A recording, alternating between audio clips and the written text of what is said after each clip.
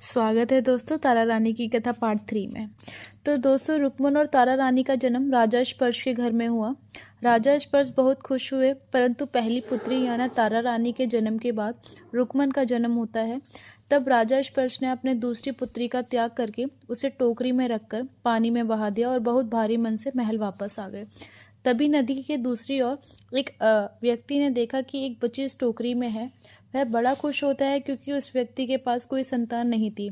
उसे अपने साथ ले जाता है और वह पति पत्नी दोनों उसका पालन पोषण करते हैं अपनी कुटिया में बड़े ही लाड़ और प्यार से। फिर समय बीतता जाता है। तारा रानी महल में बड़ी होती हैं और रुक्मन कुटिया में बड़ी होती है। फिर दोनों का विवाह हो जाता है। तारा रानी का विवाह राजा सत्यवादी हरिचंद से होता है और रुक्मन का विवाह उसी राज्य में किसी व्यक्ति से होता है। दोनों एक ही राज्य में रह रही थी। फिर तारा रानी को एक पुत्र होता है रोहितास, लेकिन वहीं दूसरी ओर रुक्मन को कोई संतान नहीं हो रही थी। रुक्मन बहुत रोती थी, उसको कोई संतान नहीं। फिर कुछ समय बाद रुक्मन और तारा रानी मिलती हैं एक दूसरे को देखकर। जैसे ही वह एक दूसरे को देखती हैं उन्हें अपने पुराने जन्म की बातें याद आ जाती हैं। तभी रुक्मन सब बताती है तारा रानी को कि उन्हें कोई संतान नहीं हो रही। तभी तारा रानी रुक्मन को माता रानी की भक्ति पूजा करने को कहती हैं।